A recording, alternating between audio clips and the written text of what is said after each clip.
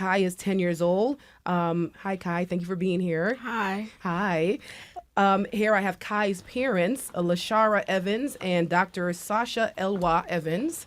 Hi, ladies. How are you? Good. How are you? And on the line joining me remotely, I have Dr. Karina Vatana. She's a medical director of pediatrics at Trillium Health. And also Mariana Seafelt. She's a community engagement manager with Breakthrough T1D. She's with the Upstate New York chapter. Ladies, are you joining me remotely? Are you there? Yes, I'm here. Thank you so much for having me. Yes. This is Mariana. Thank you. And Dr. Karina, are you there?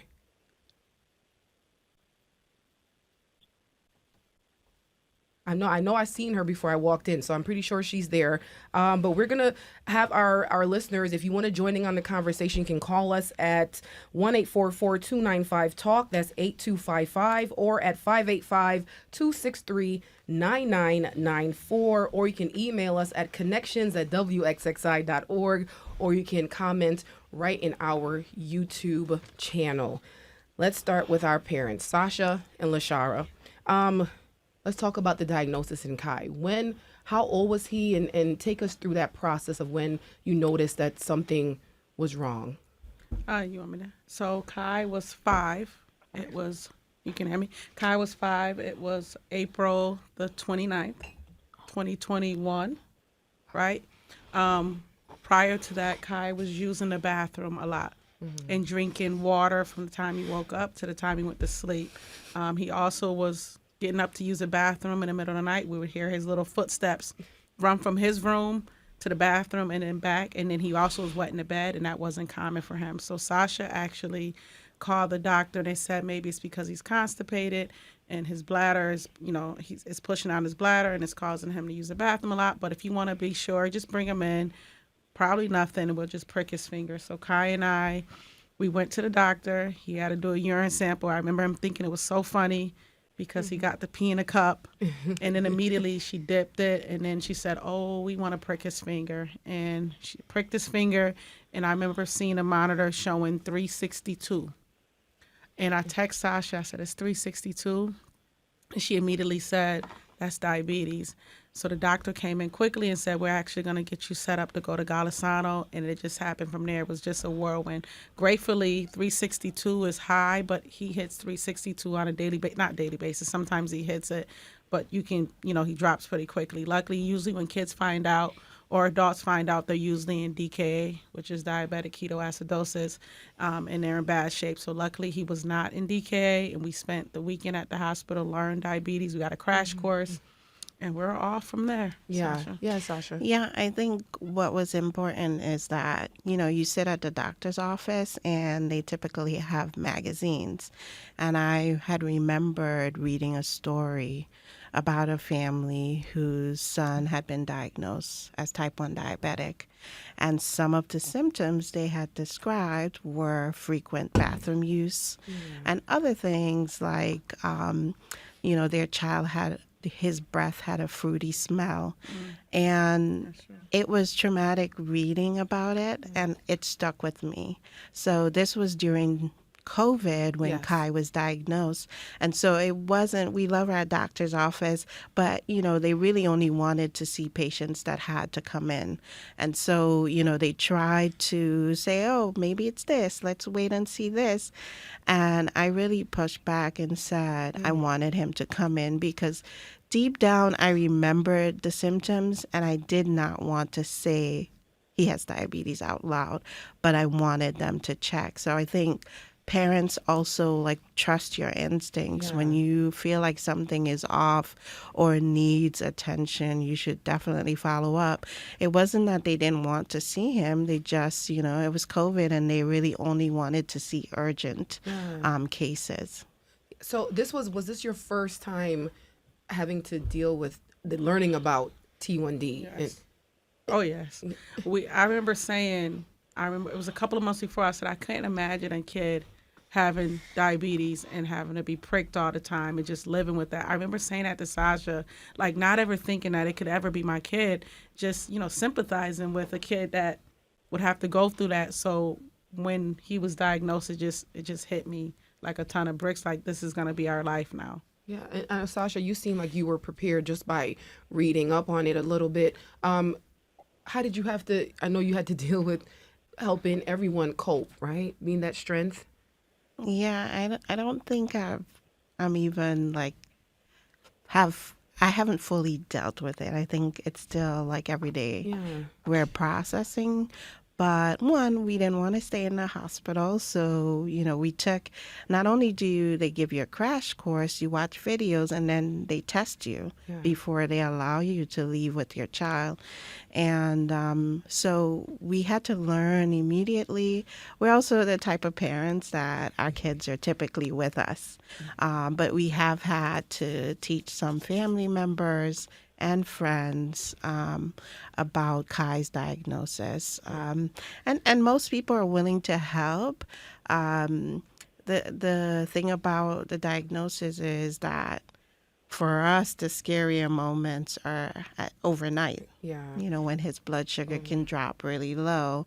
But throughout the day, as long as we give people, babysitters, friends, a crash course, also Kai's very Kai's really good at it. knowledgeable. Yeah, knowledgeable. Kai. Yeah, we want to talk to you because you're the star here, Kai. Did you I know it was a long time ago, but did you remember feeling not yourself, and did you think that anything was wrong? No, I didn't really feel a type of way, Yeah. but like they said, I did a lot of the stuff like going to the bathroom in the middle of the night, just randomly going to the bathroom and drinking a lot of water and stuff like that. Yeah. So when you went to the doctor and you got tested, and they told you that you had type 1 diabetes, how did you feel about that? I don't really know how I felt about it, but I wasn't like sad, Yeah. but like Yeah. I don't really know how I felt about it. So I know it changed the whole routine, right? Now he gets what is the routine like at home when managing Kyle's condition? So when I go eat breakfast, they have to dose me for either my blood sugar or what I'm eating. And if my blood sugar is low, they don't dose me. And for snacks, they have to dose me for insulin depending on my blood sugar. And same with dinner and lunch. So, yeah. Yeah. But every day's different, so. every day's different. Every Yeah. day is different. Can you what is a good day like? And what is a bad day So like? I will say we have more good days than bad days, and even bad days, it's quick. He's only been in the hospital on 2 occasions where if he gets a stomach virus, it can be dangerous because he's thrown up everything and you can't get anything into him. So therefore his blood sugar's going to drop. So there was one time that it was really scary where he was starting to go in and out of consciousness, and we're literally giving him sugar until we got to the emergency room, and then they're able to hook him up with the glucose drip. And shout out to Golisano, they're great. As soon as you go, they know, they put him on some glucose, and then he wakes up and he's back to Kai. That has only happened twice. Usually if he gets really, really low, so there could be a day he's playing. Kai doesn't like to stop playing. If he's playing soccer, he doesn't listen to his body sometime, and it hits him. You'll see him get really lethargic, and he starts to breathe heavy. And that's when we give him apple juice. That's fast acting. We give him more apple juice or even like this little sugary powder, and then it takes him a while to come up. That doesn't happen very often. So most days is he eats, he goes high because he just ate food. And if we don't catch it before, he goes high, but then he starts to level out and his numbers are in a range that a child with type 1 diabetes should be in.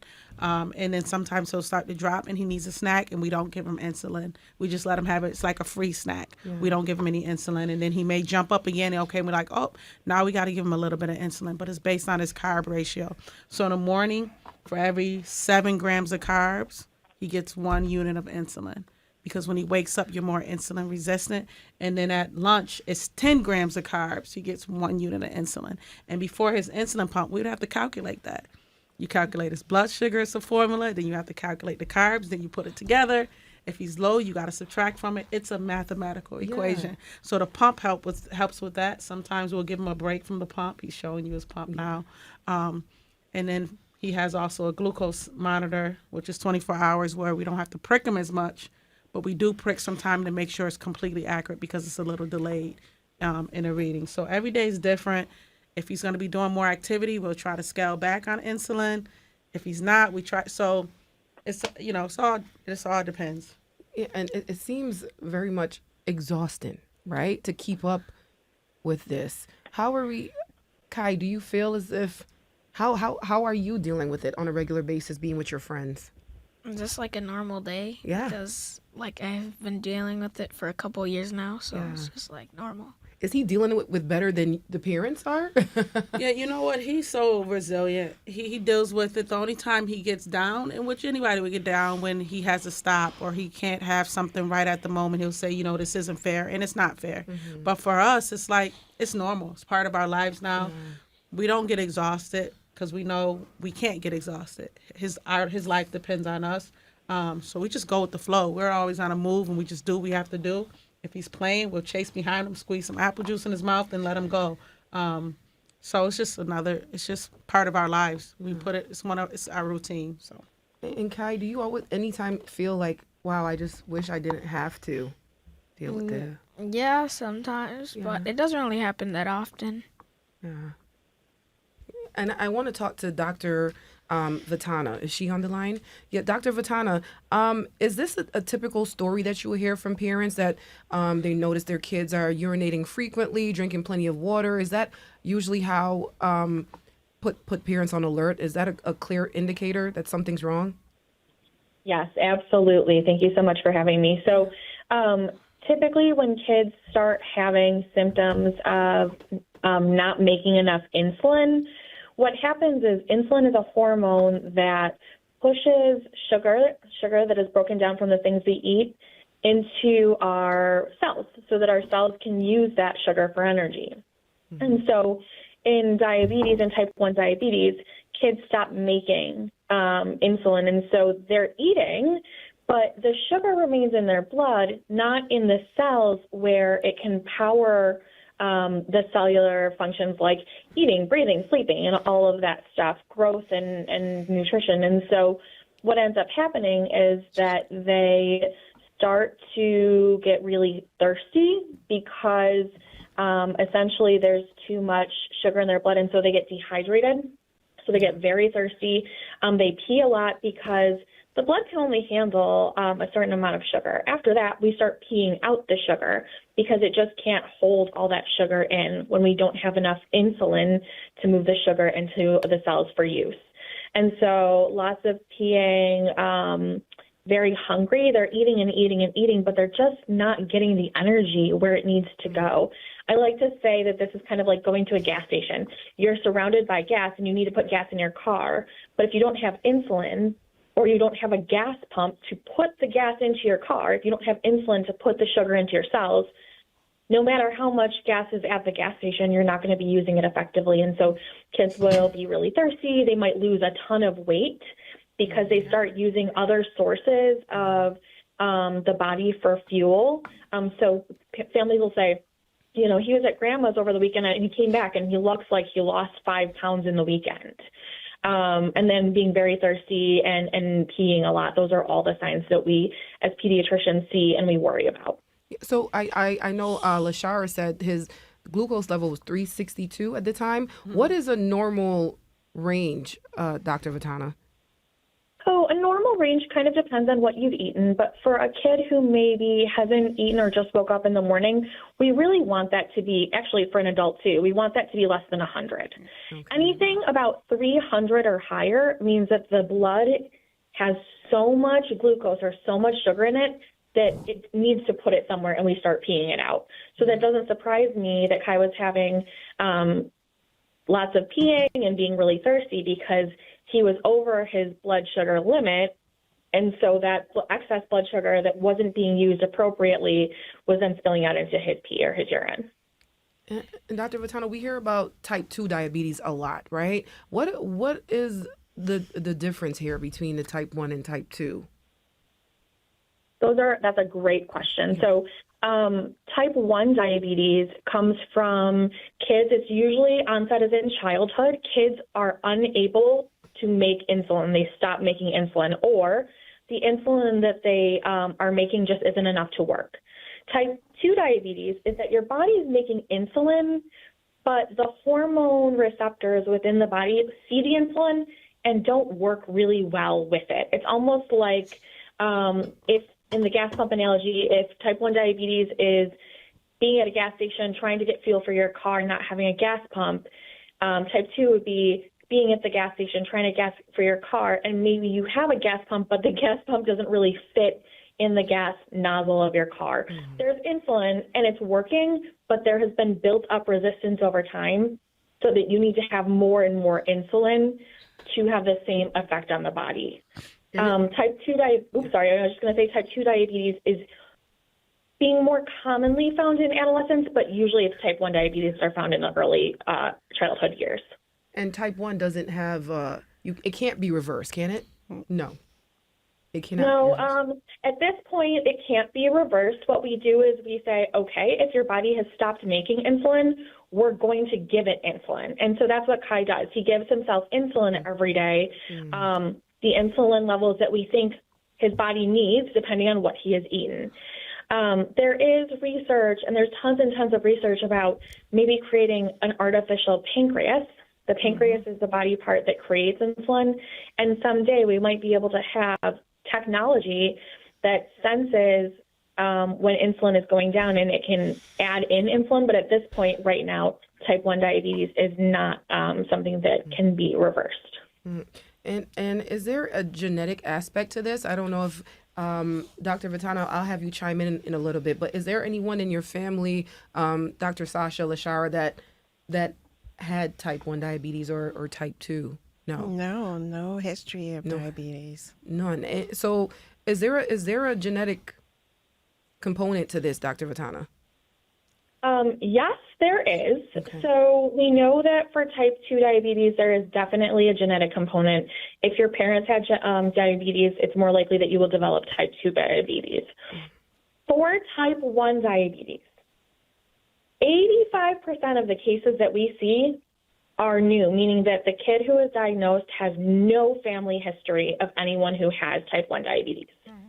However, 15% of the new cases that we see, there is a first-degree family relative, so a sister, a brother, a mother, or a dad who does have type 1 diabetes. And so there are ongoing trials right now looking at kids who are born into families where there is a person, a first or second-degree relative, who has type 1 diabetes, and then following them from birth all the way up until they're adults and looking to see who is going to develop diabetes, with the idea that if we're screening and we know that these kids are more at risk, we can potentially catch it early. So before Kai had symptoms, if we're testing for blood sugar spikes every 6 months or so with blood work, we can catch it early.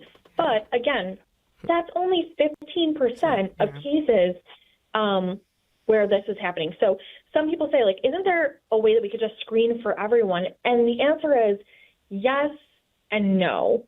Yes, that would be possible, but the truth is 85% of the time it kind of just happens sporadically. And so it'd be really hard to try to find the people who are more at risk just in the general population that way. Wow. So Lashara, navigating the healthcare system now with Kai, how has that been when you're in the hospital and getting the treatment and the resources that you need? If you either one of you can chime in. Fortunately, we're both educated. We have the means to get whatever we need. Like, if there's something that Kai needs, I'm gonna get it. What is a worry? I'm always disappointed and sad for the many families, especially in the Black and Brown, because this is real. The health disparities in the Black and Brown community is alarming. An example is Kai went to a diabetes camp. It's a wonderful camp, but he was the only child. He was the only child of color, and I know there's millions of kids who are diagnosed every year, and just the access and the ability to pay for the camp. They do give scholarships. I made sure we donated to sponsor a kid, but I wish there was a way that we could do more for families who don't have that awareness about it, that don't have the resources, who don't have the community. at any time we can educate any one of our friends or somebody to watch Kai, and that's not the case for many people. And also, we have great insurance. Yeah. You know, when we need his sensors, his pumps, we know that our insurance is going to cover it. And I know that doesn't happen for many people who are Black and brown. Yeah. I want to talk to, since we brought Sasha? up that point. Sasha, do you want to say anything? Okay. Kai, what Mariana, talking about the disparities here and not certain communities not being able to access the treatment that they may need. How severe of an issue is this? How much of a crisis is this?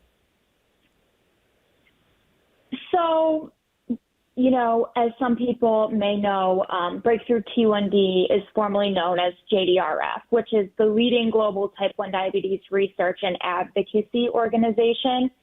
Something that we've not just started doing, but just launched is our T1D index, which on our website you can look into the index and find out all these different numbers and information. But I think a really big thing that our organization is trying to do is we're trying to dig deeper into each of these communities and find out the numbers and find out what is needed. Yeah.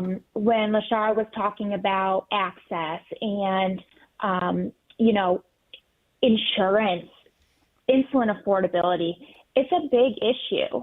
And that's why our organization has taken on the T1D index and, you know, looks forward to learn more about these disparities and how we can help in the community. Yeah. And I know I want to touch on representation, right? And there was Barbie just released a doll not too long ago, recently, that had a insulin monitor, and you know, just being more inclusive with the conditions that's happening out here. And Kai, I heard, what was your reaction? I know you seen the doll with the monitor that you have. What was your reaction when you seen that Barbie produce this doll? I kind of forgot about it. Uh-oh. But what did you say? What did you say when you see? I forgot. Well, how you feel about It's cool It's because cool, like yeah. other kids could relate to it and stuff like that. yeah, and talking about other kids, when you're with your friends, do you have to talk to them and educate them about your condition? Yeah, but most of my friends that I really consider friends have known me for a good amount of time. That's very important, Kai. Don't get that's very important that you consider friends. I like that. Yeah, they've known you for a while, so they know what's happening. Yeah. And he's very open about it. Even when Yeah. he was in first and second grade, it goes off, and kids were like, "What is that?" So finally, he was like, "Let me explain," and he set the class down. Wow. That was in first grade or second. Second grade. Yep, I he set the think. class down. He said, "I have type 1 diabetes. This is what you're gonna hear." So now, no one even their hair goes off. They're just like, "Oh." So he's very open to tell people. Or when he had a phone, he was 5 with a phone, and they would say, "Oh, you're so lucky you have a phone." He's like, "Well, do you want diabetes?"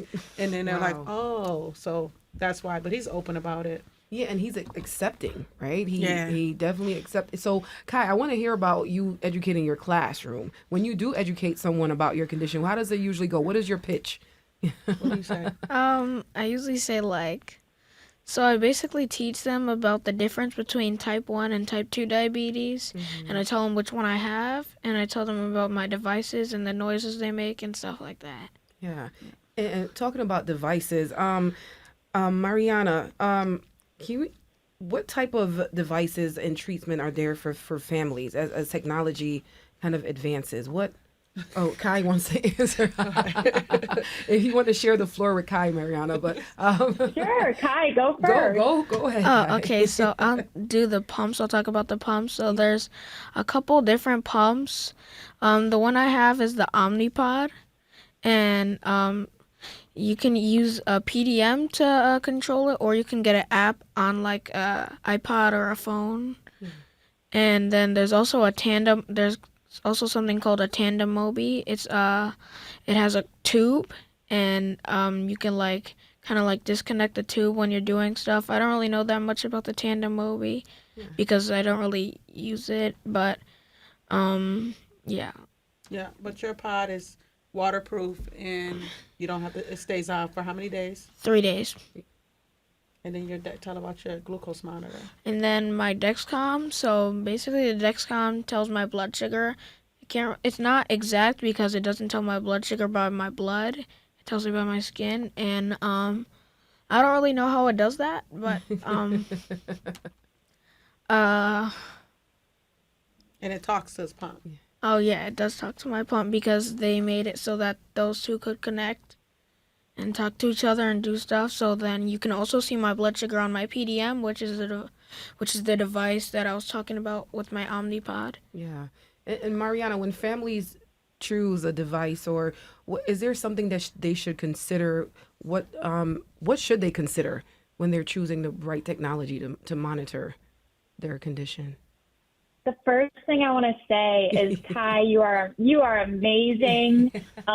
I also have the Omnipod, and it's a great device. And while there are so many other pumps and continuous glucose monitors on the market, which our organization has partnerships with, I do want to say that when first being diagnosed, it's really important to learn the basics first, just in case of an emergency.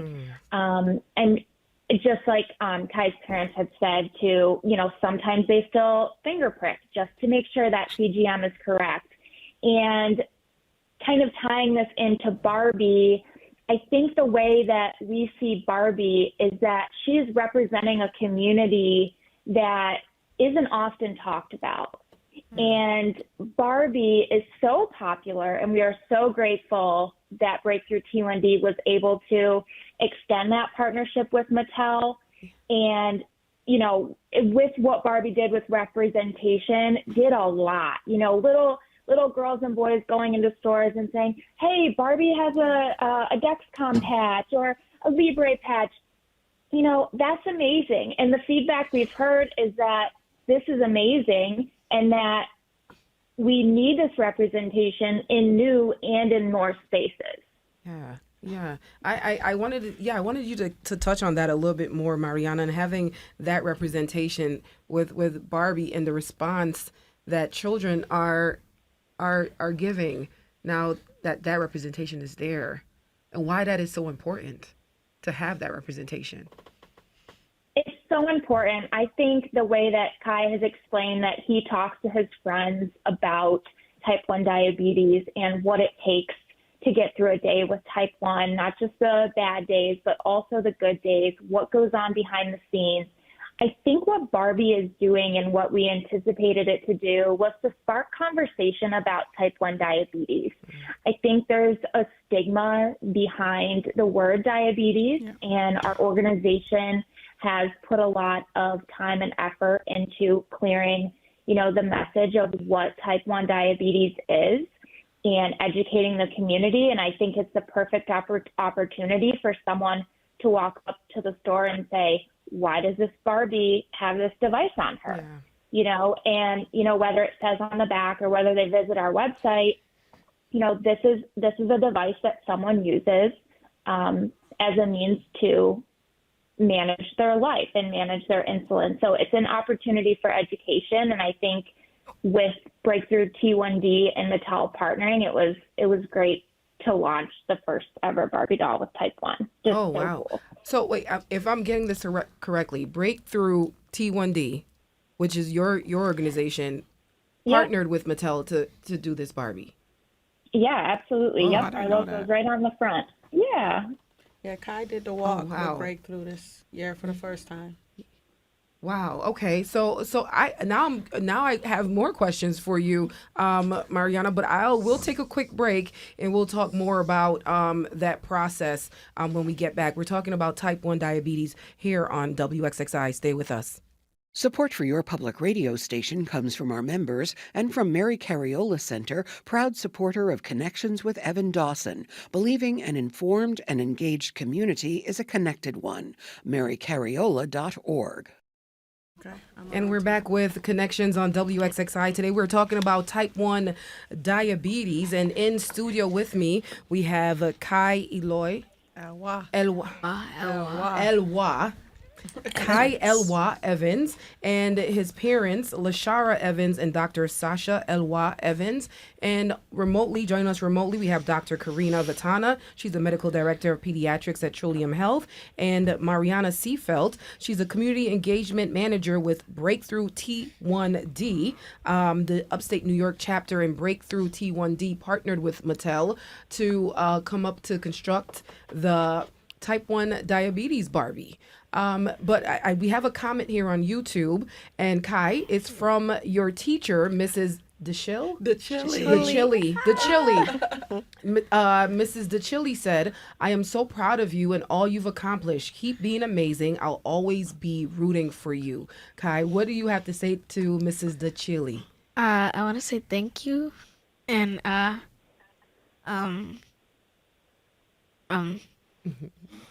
don't know. Speechless. Kai's also very sensitive. That hit him. He loves Mr. Chili, and to hear that made him emotional. Yeah, he loves Mr. Chili. Oh, and she was very teacher. Yes. Speaking of resources, like she was amazing this year. She had him for 4th grade. Yeah. So it is important for Kai. Can you? I don't know if you're able to talk about that relationship between you and your teacher, and why that relationship is important to you when it comes to helping you manage your diabetes. So I don't really like teachers that try to do stuff for me, because I know I can do it on my own. And I like Mr. Chili because she wasn't strict, and she always tried to push me, and she knew how far I could go. So yeah. Yeah, and that is important. And when you're and for the parents, when he's entering a school, and you have to talk with the teachers and the principals, right? Excuse me. How is that relationship? Why is that relationship important? It's so important. It means it's probably the most important, even more than academics, because if Kai doesn't feel like he's loved and cared about, he responds in a different way. That way he just responded to Mrs. DeChilly's comment shows you the relationship. So we have a meeting before school starts. We had one last week with the entire team. His school district is amazing. He has a teacher assistant that's with him just for medical purposes that monitors him throughout the day. And then he has his teacher. He has the school psychologist that creates his medical 504 plan. So the nurses there are amazing as well. So we all meet before, and the nurse and myself, they usually call my phone first. Sasha's backup. We're in constant communication, and they know how important keeping Kai safe is. Yeah. So they don't ever want to mess that up. Yeah. And we appreciate it. The school district has been great since he's been there, since 1st grade in that district. So we have no issues or concerns. They're very supportive. And Mr. Chili, shout out to Mr. Chili. Yeah. She was an amazing teacher that really pushed Kai to really grow this year a lot. So we're hoping for next year that this school year coming up, we have the same experience. Yeah, and I could imagine how every day you may be on edge, right? Oh, that yeah. something could happen. So having teachers that you can trust that Correct. care about Kai just as much as you do must be reassuring. Can you talk about just the feelings of being on edge every day, hoping that Kai is okay? Yeah, we've been blessed with the school district. The nurses have been phenomenal. His teachers have been great, and administrators. Everyone has been really supportive. I think at the center of the support has been acknowledgement that Kai gets to decide, that Kai's opinions matter, and we have friends, and we've heard different stories of experiences at schools, and so we're really grateful to the team in the district because, we've even nominated one of the nurses for an award because there is, when we say constant communication, she talks to the school more than I would ever speak to her in a day. So there are calls sometimes before he goes to school to say, hey, he had this for breakfast. We're not sure why his blood sugar is dropping so low. So he's coming your way. Yeah. His nurse currently will stay at school until the bus drops him off And at call home. and says, "Is he home?" Because his Yeah. blood sugar just dropped, and I'm like, "Oh, he's home. He's good." And they are on it more. Where I'm like, "He's fine." Sasha's like, "He's dropping. Can you call?" I'm like, "They got it," and they do. And then sometimes they still call to make sure, but they're more cognizant of it and on it. And I'm like, "You guys got it. You can do it." But they're very much their blessing. Yeah. And Kai, another someone on YouTube, Catherine on YouTube said, Kai, you are truly amazing. Kai, do you feel sometimes that what you're doing is, or what you're managing is something that you yourself could only do? Like, I am really amazing. No. No. So humble. Yeah. Yeah. Do you ever get to, when you talk to other kids with type 1 diabetes, what is something that you guys usually talk about? Some of the issues. Just normal stuff. Yeah. Maybe about like taking a trip to the nurse. Since we both have it, it's just like just normal. So Yeah. nothing really different. So you're just a normal kid dealing with this. Yep. Yeah. That's amazing. You're definitely, the strength, I guess, is from the parents, right? Did it trickle down to the parents? From the parents to the kid? The strength. Dr. Vatana, I want you to chime in here. We know insulin, Kai, or individuals dealing with type 1 diabetes must take insulin every day, more than once a day. Is that the best treatment for this? Yeah, I think right now that is the mainstay of treatment, because really what the pathophysiology or the physiology, the underlying problem is that in kids with type 1 diabetes, their pancreases just aren't making the insulin that they need. So if we can restore it, that is the best way to manage. And I am so happy to hear Kai and Kai's story, because it's such a hopeful one and a positive one. And I think about technology. Everyone talks a lot about technology, and sometimes there's fear surrounding technology and AI and things like that. But technology has allowed Kai, instead of having to check his blood sugar and poke himself 5, 6, 7 times a day, if he has his Omnipod on, that can deliver insulin, and he doesn't have to poke himself, or he doesn't have to inject the insulin. He can if he wants to, and some folks prefer to use what we call pens and needles, meaning that they inject insulin within themselves when they need it. But technology has given us so much, including the ability to limit the number of pokes that kids have to go through. And so it's amazing. But yes, that's the mainstay of treatment as we see it right now. Okay, and I do have a caller on the line. Her name is Nancy, and she's from Rochester, and she was diagnosed with type 1 diabetes 51 years ago. Nancy, I know you have some encouraging words for our listeners and to Kai. Baby, we're fighting the same battle, and it sounds like you're really, really good at it. I was diagnosed when I was 14, and that was 61 years ago. I'm healthy. My eyes work. My kidneys work. My feet are holding my body up, and I can still feel them. All of those are things that type 1 diabetics, type 2s for that matter, are told to keep an eye on and try to take care of.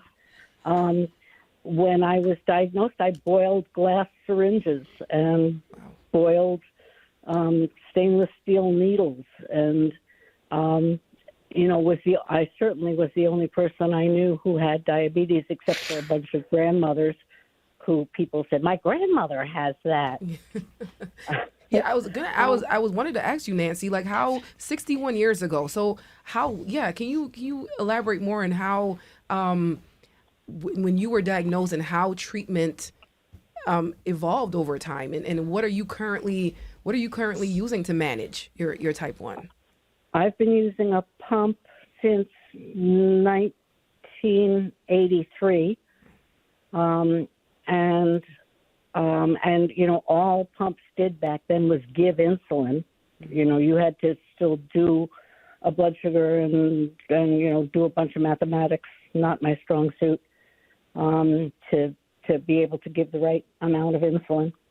I thought it was a miracle when they invented disposable needles, so I didn't have to reuse those horrible needles, Wow. 25 times until they wouldn't go through my skin anymore, and I'd take it back to the pharmacist and ask if I could have 2 more, that would then be sharper. It's a whole different world out here. Yeah.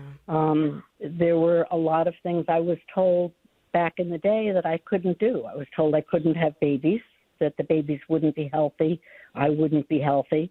Well, my young cousin, who also now has type 1, has had 2 healthy pregnancies. So, to me, that's a miracle. That's we're getting there. We're getting there. Yeah. I was told in 1964 that there would be a cure within 5 years. There wasn't one. But I have a great life. Yeah. What more could there's things that I haven't done. There's things I was told I couldn't do. I got taken out of gym because diabetic children weren't allowed to go to gym because, something bad might happen. I'm not sure anybody even knew what they were talking about. Yeah. Wow. Wow. I went to school. I went to college. I'm a nurse. And was a nurse for 50 years. It's all good. It's all good. We can do anything. It's all good. Thank you, Nancy, so much for your encouraging words and for sharing your story with us. It's all good. Kai, you go to gym, right? Yeah. You're active. I love gym. You play sports. Yep. Yeah. Once upon a time, kids with diabetes couldn't go to gym. How does that make you feel? No. Disappointed. Yeah.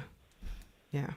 And Dr. Vatana, we heard Nancy saying that it's all good. She's living a great life. It's been 61 years. This is not a death sentence. People can live a great life with this disease.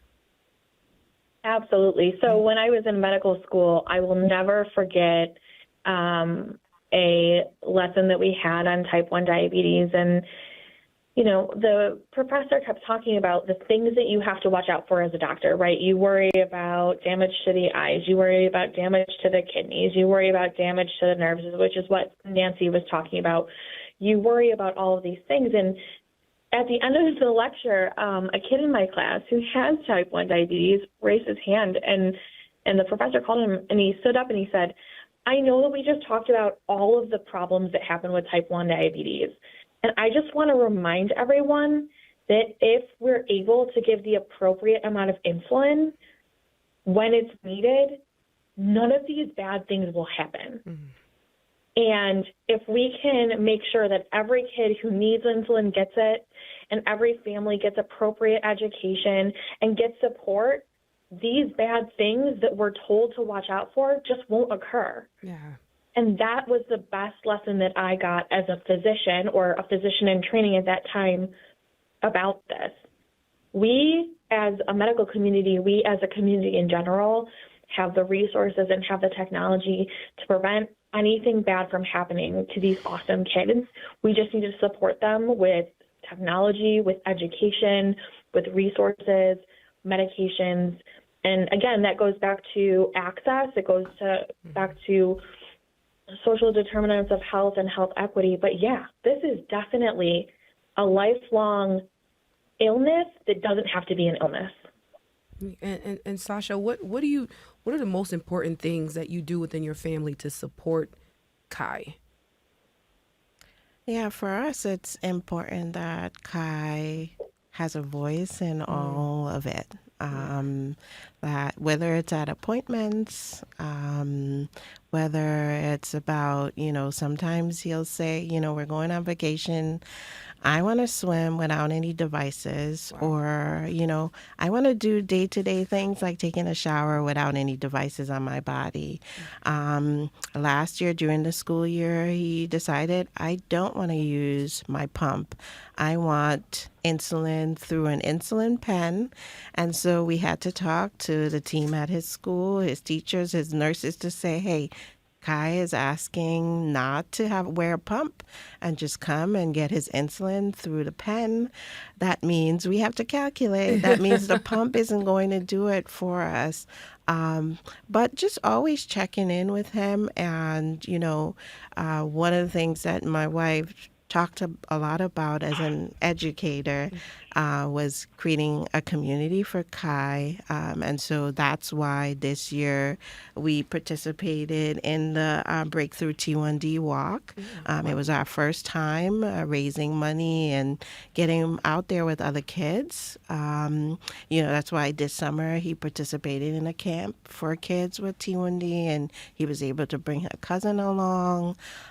So we're trying to make sure that, we're not just treating it, but we're actually talking about it.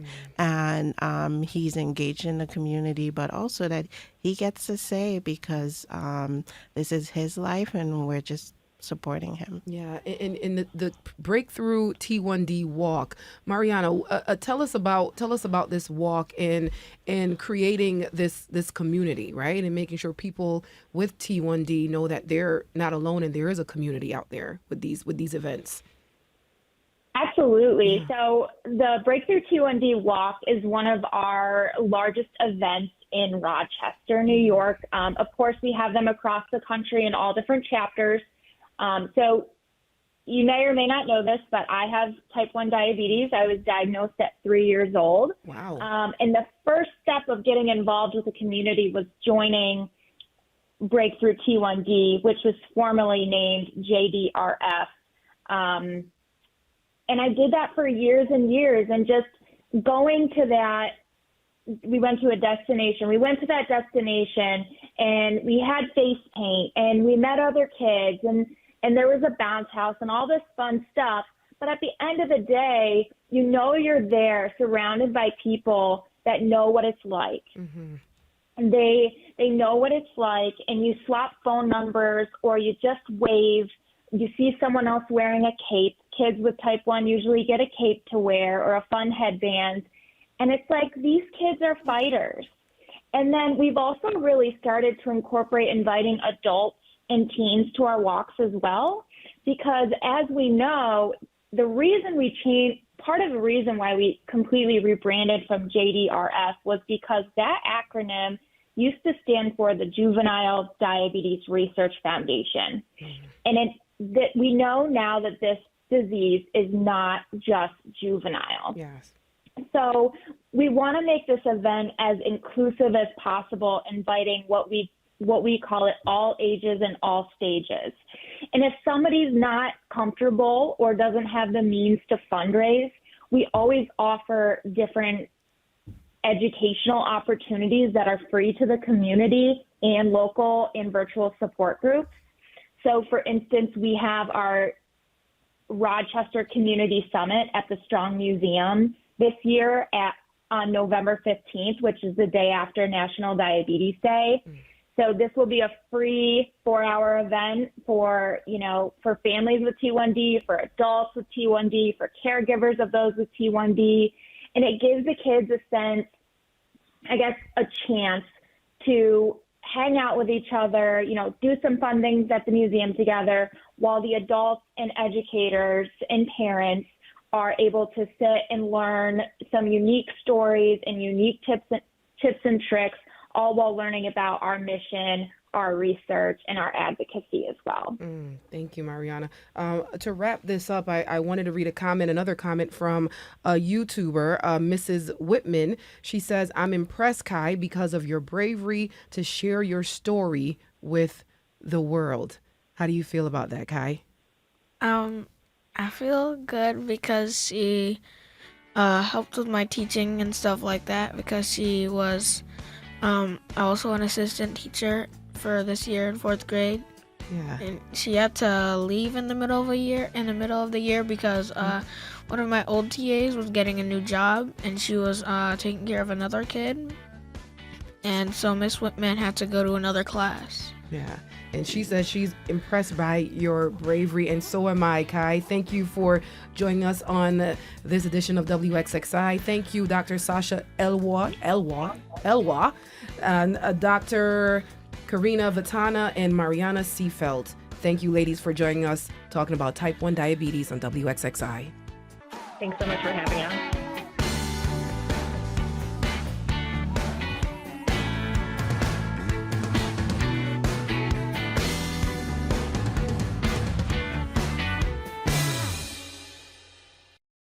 This program is a production of WXXI Public Radio.